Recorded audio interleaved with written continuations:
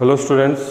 तो हम पढ़ रहे थे एक कोष्टिका में जालक बिंदुओं की संख्या और एक कोष्टिकाओं के प्रकार के बारे में हमने पढ़ा। अब हम इसमें आगे जो पढ़ने वाले हैं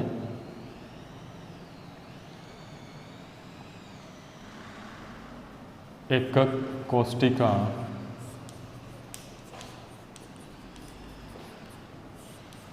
का घनत्व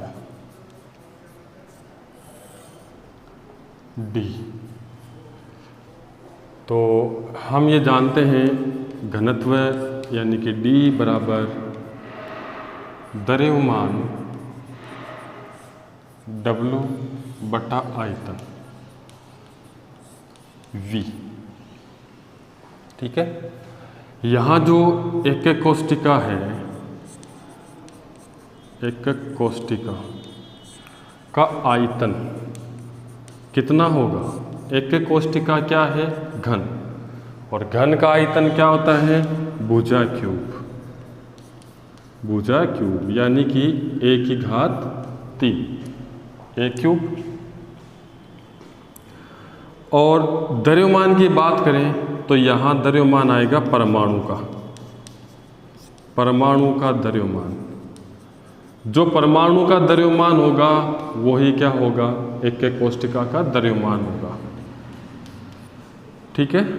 तो परमाणु का द्रव्यमान बराबर होता है मोलर द्रव्यमान बटा एवोगैड्रो संख्या। ये 1 है, ये 2 है। m यहाँ क्या है? मोलर द्रव्यमान है। और Na क्या है? एवोगैड्रो संख्या। एवोगैड्रो संख्या कितनी होती है? 6.023 गुणा 10 की घात 23। ठीक है बेटा। ये जो हमने निकाला है एक परमाणु का द्रव्यमान निकाला है। अब किसी एकक कोष्टिका में कितने परमाणु हो सकते हैं वो हमने देखा था। FCC में 4 परमाणु हो सकते हैं, BCC में 2 हो सकते हैं। तो यदि Z परमाणु हो तो Z परमाणुओं का द्रव्यमान बराबर क्या होगा बेटा? W बराबर m गुणा Z अपॉन में n। ये समीकरण 3। तो हमारे पास द्रव्यमान भी है और हमारे पास आयतन भी है। तो घनत्व D बराबर द्रव्यमान बटा आयतन। द्रव्यमान यानी m गुणा Z बटा Na गुणा में a क्यूब ग्राम प्रति सेंटीमीटर क्यूब। यहाँ पे आपको a जो है लंबाई वो पिकोमीटर में दी जाएगी। तो पिकोमीटर यदि दिया हुआ है तो उसे सेंटीमीटर में बदलना है। 1 पिकोमीटर बराबर होता है 10 की घात -12 मीटर। तो सेंटीमीटर होगा 10 की घात -10 सेंटीमीटर। 1 एंगस्ट्रॉन बराबर होता है 10 की घात -10 मीटर। तो सेंटीमीटर हो गया 10 की घात -8 सेंटीमीटर। तो यदि क्वेश्चन में हमें पिकोमीटर में दे रखा है तो आपको उसे सेंटीमीटर में बदलना है। ये आपको ध्यान में रखना है। पिकोमीटर है तो उसको पिकोमीटर मत लेना, उसे सेंटीमीटर में चेंज कर लेना। जैसे हम एक उदाहरण करते हैं घनत्व कैसे निकाला जाता है एकक कोष्टिका का। तो यहाँ पे हमारे पास एक फॉर्मूला बन गया है। फॉर्मूला ये है m गुणा Z बटा Na गुणा a क्यूब। उदाहरण करते हैं सोडियम धातु BCC क्रिस्टल का निर्माण करती है। ठीक है। जिसकी भुजा लंबाई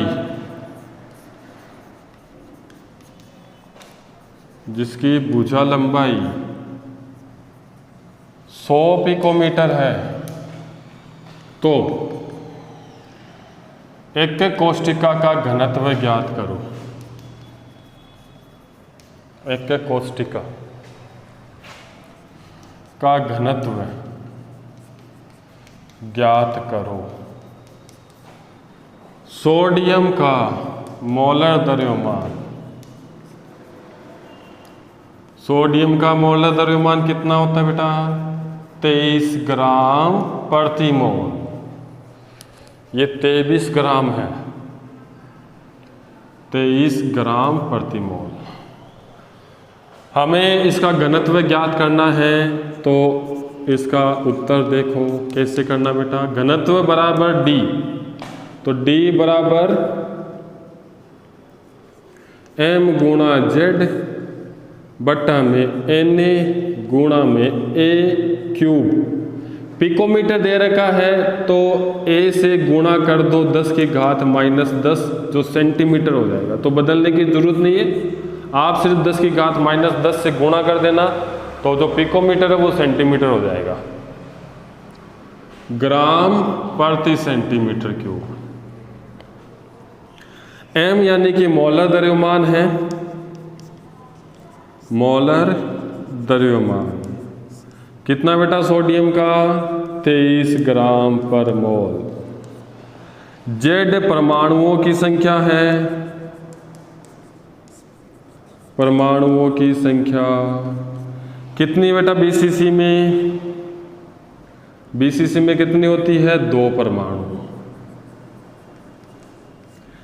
A यहाँ पे लंबाई है 100 पिकोमीटर सेंटीमीटर, ये हो जाएगा 10 की घात -10 से गुणा कर देंगे। घनत्व हमें ज्ञात करना है, तो देखो घनत्व इसका कैसे आएगा। तो D बराबर M कितना है? 23 इंटू में Z कितना है? 2 बट्टा एक Na कितना है? 6.023, तो हम सिर्फ 6 ले लेते हैं ताकि गणना सरल हो जाए। गुणा 10 की घात 23, फिर गुणा में A का मान कितना है? 100 इंटू 10 की घात -10 की घात 3 ग्राम प्रति सेंटीमीटर क्यूब। हल कर लो, 2 से 6 कट जाएंगे 3 बार, तो 23 बट्टा 3 गुणा 10 की घात 23 गुणा में 100 की घात 3 यानी 10 की घात 6, 10 की घात 6, 10 की घात -10 और इसका क्यूब यानी कि 10 की घात -30, तो 10 की घात 6 और 10 की घात 23 कितना हुआ बेटा? 29, यानी कि 23 बट्टा 3 गुणा 10 की घात 29 गुणा में 10 की घात -30, तो 30 में से 29 निकाल दो, कितना बचा बेटा? 1, यानी कि 10 की घात -1।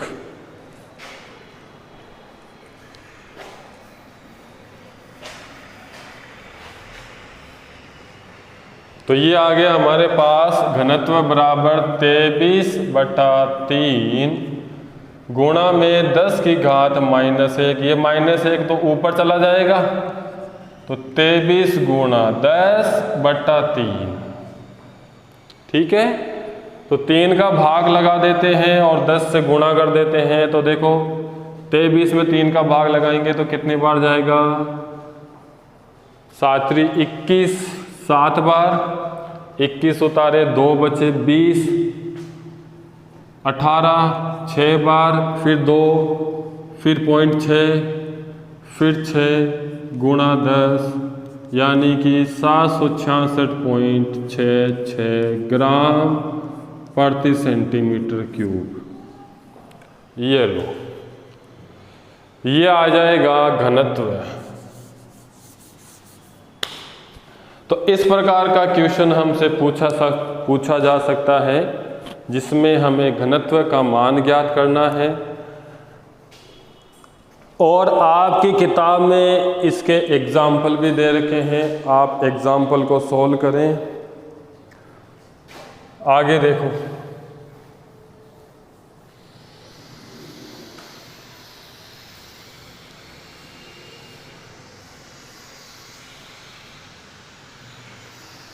इसके बाद हम देखते हैं निविड़ संकुलित संरचनाएं।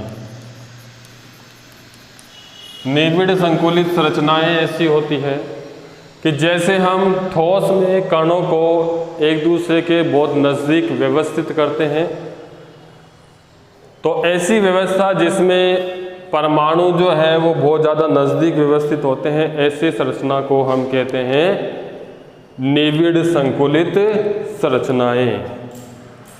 निविड़ संकुलित संरचनाएं जो है वो हम 3 प्रकार से देखते हैं, क्योंकि ये जो संरचना है वो व्यवस्था से बनती है। जब हम कणों को व्यवस्थित करते हैं तो व्यवस्थित करने के तरीके जो होंगे वो 3 होंगे। एक होता है एक विमीय निविड़ संकुलित संरचनाएं,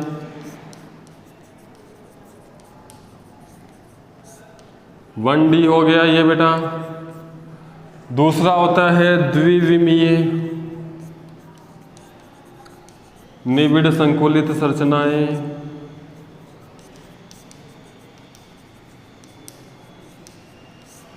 और तीसरा होता है त्रिविमीय निविड़ संकुलित संरचनाएं।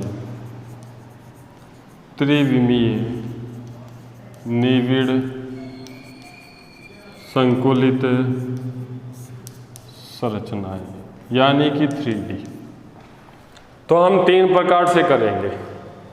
इसमें हम सबसे पहला प्रकार लेते हैं 1D निविड़ संकुलित संरचना।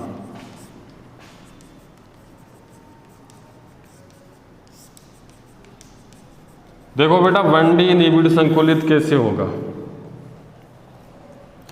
यदि अवयवी कणों को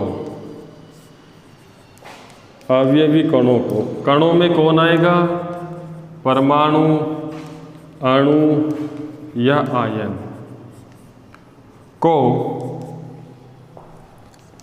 एक सीधी रेखा में व्यवस्थित करें तो प्राप्त संरचना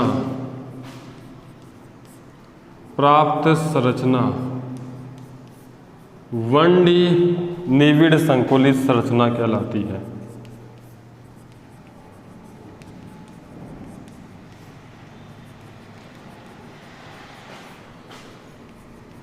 ये कहलाता है 1D। यानी 1D में हम परमाणुओं को कैसे व्यवस्थित करेंगे, एक सीधी रेखा में। तो एक पंक्ति बन जाएगी। ऐसी पंक्तियां जब बनती है तो उसे 1D कहते हैं। जैसे मान लो हम ये परमाणु लेते हैं, हमने परमाणुओं को एक सीधी रेखा में व्यवस्थित किया है, ऐसे करते जाइए तो एक सीधी रेखा में ये सारे व्यवस्थित हो जाते हैं। तो ऐसी जो व्यवस्था है बेटा वो क्या है, 1D व्यवस्था है। अब यहाँ पे एक बहुत ही महत्वपूर्ण बात होती है, उपसंयोजन संख्या। उपसंयोजन संख्या, इसे हम CN से दिखाते हैं। क्या होती है उपसंयोजन संख्या? किसी परमाणु या अणु या आयन के चारों ओर उपस्थित परमाणु जो परस्पर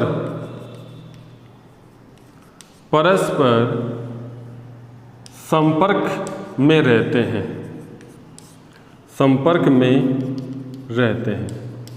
मतलब एक दूसरे से कांटेक्ट में रहते हैं, जुड़े हुए रहते हैं, इनकी संख्या को हम कहते हैं CN। जैसे मान लो ये एक परमाणु है, इस परमाणु के संपर्क में कितने परमाणु हैं, एक तो देखो इस साइड है, एक देखो इस साइड है। तो ऐसे परमाणु जो किसी एक परमाणु के संपर्क में आते हैं उनकी संख्या जो होती है वो CN होती है। तो 1D के अंदर यदि CN संख्या देखें तो बेटा कितनी CN है, 2 CN है।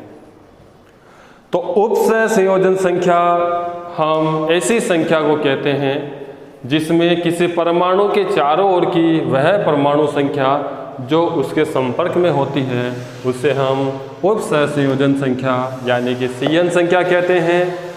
और एक विमीय निविड़ संकुलित संरचना जो होती है यानी कि 1D जो संरचना है उसमें हम कणों को एक सीधी रेखा में व्यवस्थित करते हैं और ऐसी व्यवस्था में इनकी जो CN है वो कितनी आती है, 2 आती है। 1D ये जो संरचना है वो 2017 के पेपर में पूछा हुआ था, राजस्थान बोर्ड के पेपर में। तो यहाँ तक हमें उसमें बताना होता है, उसकी CN बतानी होती है। और हमने यहाँ जो भी लिखा है मैंने जो बोर्ड में बताया है आप अपनी कॉपी में इसको नोट्स में लिखें और इनको पढ़ें। और पिछले वाले जो वीडियो है उनको भी आप थोड़ा सा ध्यान से देखें।